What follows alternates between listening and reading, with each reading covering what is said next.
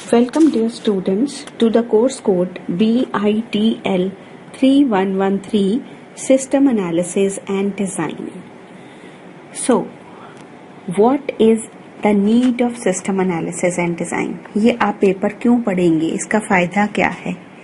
सबसे पहले आपको ये जानना ज़रूरी है कि डेटा और इन्फॉर्मेशन किसी भी ऑर्गेनाइजेशन के वाइटल रिसोर्सेज हैं। सबसे इम्पॉर्टेंट क्या है किसी भी ऑर्गेनाइजेशन के लिए? अपने डेटा को अच्छे से स्टोर करना और उस डेटा से इन्फॉर्मेशन जनरेट करना। वो ही बिजनेस हाउस आगे चलेगा इस कॉम्पिटिटिव वर्ल्ड में जो अपनी इन्फॉर्मेशन को सही से मैनेज करके सही टाइम पे ठीक डिसीजन लेगा। बिजनेसेस इस काम को करने के लिए, अच्छे डिसीजन मेकिंग करने के लिए, अपने काम को इम्प्रूव करने के लिए, काम में एफिशिएंसी लाने के लिए बहुत सारे इंफॉर्मेशन सिस्टम्स को यूज करते हैं। और इंफॉर्मेशन सिस्टम्स बनाने के लिए हमें पता होना चाहिए कि इंफॉर्मेशन सिस्टम के क्या क्या प्रोसेसेस हैं। How to make information systems. System analysis and design क्या है? System analysis and design can be thought of as a series of processes which are undertaken systematically to improve a business. किसी भी business के processes को improve करने के लिए, चीजों को सिस्टमैटिक करने के लिए हम जो प्रोसेसेस लगाते हैं किसी चीज को बेटर करने के लिए, उन प्रोसेसेस की सीरीज को ही सिस्टम एनालिसिस एंड डिजाइन कहते हैं। सिस्टम एनालिसिस एंड डिजाइन एक कंपलसरी पेपर होता है आईटी में के कोर्स में, क्योंकि ये सिखाता है कि किस चीजें से चीजों को एनालाइज किया जाता है, डिजाइन किया जाता है और इम्प्लीमेंट किया जाता है। आपने एक नया सिस्टम बनाना सीखना है। वो जो नया सिस्टम बनेगा वो क्या करेगा? किसी एग्जिस्टिंग सिस्टम में इम्प्रूवमेंट लाएगा। बोथ वेज मीन्स बिजनेस के पर्सपेक्टिव से भी और यूजर्स के पर्सपेक्टिव से भी। यूजर्स को भी फायदा होएगा, उनको जल्दी काम मिलेगा, एफिशिएंसी ज्यादा मिलेगी, टाइम डिलेज नहीं मिलेंगे। तो बिजनेस के पर्सपेक्टिव से उसकी प्रोडक्टिविटी बढ़ेगी, उसकी एफिशिएंसी बढ़ेगी। तो ये सब करने के लिए हमें पता होना चाहिए ये कौन से प्रोसेसेस हैं जिनको हमने सिस्टमैटिकली अंडरटेक करना है अपने बिजनेस को इम्प्रूव करने के लिए। और ये सारे प्रोसेसेस को हम क्या कहते हैं? System analysis and design. System development क्या है?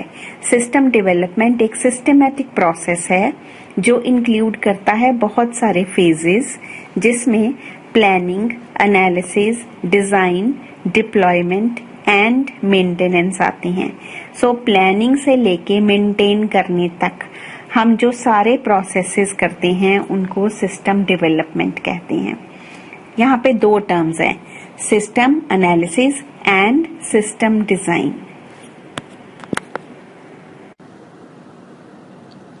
What is systems analysis?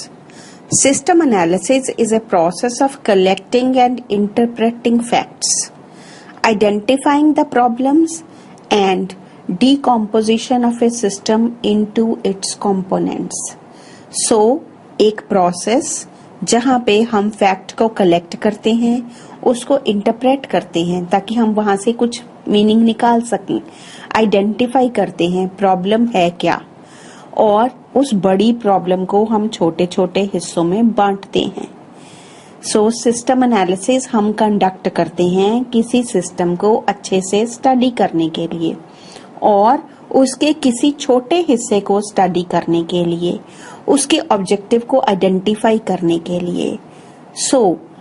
System analysis is a problem solving technique that improves the system and ensures that all the components of the system work efficiently to accomplish their purpose. जिस काम के लिए वो system बना है उस काम को वो पूरा कर रहा है, उसके सारे कंपोनेंट्स ठीक से काम कर रहे हैं, इसको एंश्योर करता है system analysis.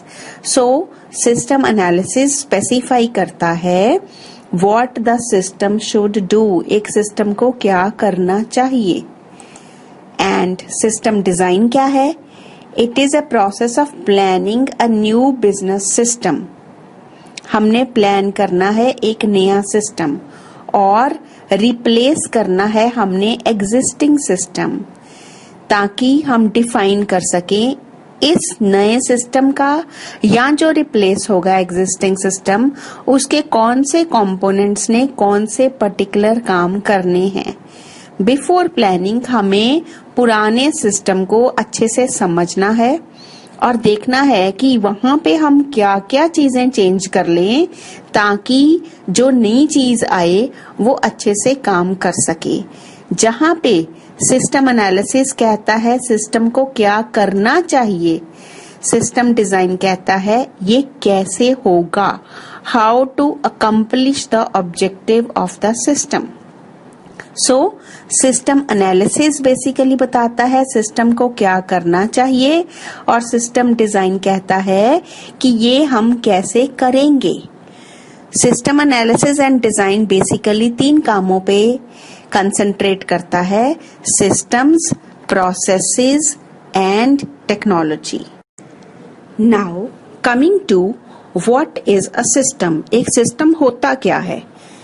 The word system is derived from the Greek word systema, which means organized relationship between set of components to achieve some common objective.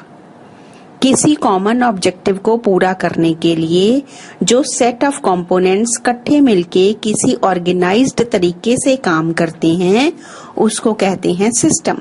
So system is an orderly grouping of interdependent components. See, orderly grouping है पर किसी खास order में है। किसकी grouping है? interdependent components की, उन कंपोनेंट्स की जो आपस में डिपेंड करते हैं, जो आपस में एक दूसरे के साथ लिंक्ड हैं। कैसे लिंक किया है? किसी प्लान के हिसाब से। क्यों किया है? To achieve a specific goal. So a system is an orderly grouping of interdependent components linked together according to a plan to achieve a specific goal. अब हर सिस्टम के 3 बेसिक कंस्ट्रेंट्स होते हैं। वो 3 बेसिक कंस्ट्रेंट्स क्या हैं? System must have some structure and behaviour. System का structure और behaviour जरूर होना चाहिए, क्योंकि ये स्ट्रक्चर और बिहेवियर रिक्वायर्ड है किसी ऑब्जेक्टिव को पूरा करने के लिए। सिस्टम के कंपोनेंट्स में इंटरकनेक्टिविटी और इंटरडिपेंडेंस जरूर होनी चाहिए, तभी कंपोनेंट्स एक दूसरे के साथ मिलके काम करेंगे। और objectives of the organisation have a higher priority than the objectives of the sub system. जो बड़ा सिस्टम है उसके ऑब्जेक्टिव्स का जो प्रायोरिटी है वो ज्यादा होगी, सब सिस्टम्स के ऑब्जेक्टिव्स की प्रायोरिटी कम होगी। और ये कभी भी आपस में इनके ऑब्जेक्टिव्स कॉन्ट्राडिक्ट नहीं करने चाहिए। दैट मीन्स सब सिस्टम्स के ऑब्जेक्टिव्स भी अल्टीमेटली मेन सिस्टम के ऑब्जेक्टिव्स को अचीव करने के लिए काम करेंगे।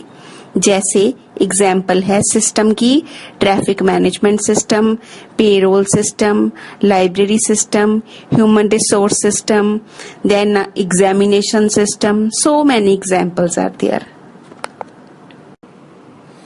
Now coming to the properties of a system.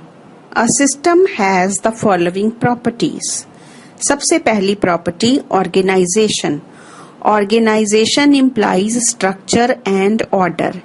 किस तरीके से सिस्टम के कंपोनेंट्स आपस में ऑर्गेनाइज्ड हैं, उनका अरेंजमेंट क्या है, उनका स्ट्रक्चर क्या है और किस ऑर्डर के हिसाब से उनको उन ऑब्जेक्टिव्स को पूरा करना है. Second is interaction. इंटरैक्शन बताता है the manner in which these components are operating with each other. किसी भी ऑर्गेनाइजेशन में जैसे परचेजिंग डिपार्टमेंट हमेशा प्रोडक्शन डिपार्टमेंट के साथ मिलके काम करेगा, बिकॉज परचेजिंग ने वही चीजें खरीदनी है जिनकी प्रोडक्शन को जरूरत है. ऐसे payroll with personnel department. Personnel department is HR department. उसको पता है कौन से बंदे की कैसी अपॉइंटमेंट हुई है, उसके क्या पेरोल्स हैं. दैट मीन्स पर्सोनल डिपार्टमेंट हमेशा पेरोल के साथ मिलके काम करेगा. ताकि वो उनको आगे नोटिफाई करेगा क्या क्या सैलरी पैकेजेस हैं। सो हर जो कंपोनेंट है सिस्टम का वो दूसरे सिस्टम के साथ, दूसरे कंपोनेंट के साथ इंटरैक्ट करता है। Then we are coming to interdependence. Interdependence means जो कंपोनेंट्स हैं सिस्टम के वो एक दूसरे के ऊपर डिपेंड करते हैं। उनकी प्रॉपर फंक्शनिंग के लिए जो कंपोनेंट्स हैं वो कोऑर्डिनेटेड हैं, लिंक्ड हैं किसी स्पेसिफिक प्लान के साथ, और कई बारी एक सब सिस्टम की आउटपुट दूसरे सब सिस्टम की इनपुट बनती है। सो इस तरीके से हम प्रॉपर्टीज देख रहे हैं। नेक्स्ट प्रॉपर्टी है integration. Integration means how the system components are connected. जो ऑल द सिस्टम्स, जो सिस्टम के पार्ट्स हैं वो किसी सिस्टम, बाकी सिस्टम्स के पार्ट्स के साथ कैसे इंटेग्रेटेड हैं, कैसे जुड़े हुए हैं। और सपोज करो एक पार्ट एक पर्टिकुलर फंक्शन परफॉर्म कर रहा है तो दूसरा उस पर्टिकुलर फंक्शन में कैसे उसके साथ जुड़ा हुआ है। Then we are coming to the central objective. जो ऑब्जेक्टिव है सब कंपोनेंट्स का या कंपोनेंट्स का, वो बड़े सिस्टम के ऑब्जेक्टिव के साथ कॉन्ट्राडिक्ट नहीं होना चाहिए। जो सब सिस्टम के कंपोनेंट्स हैं उनकी ऑब्जेक्टिव की प्रायोरिटी कम है और जो मेन सिस्टम है उसकी प्रायोरिटी ज्यादा है। Thank you.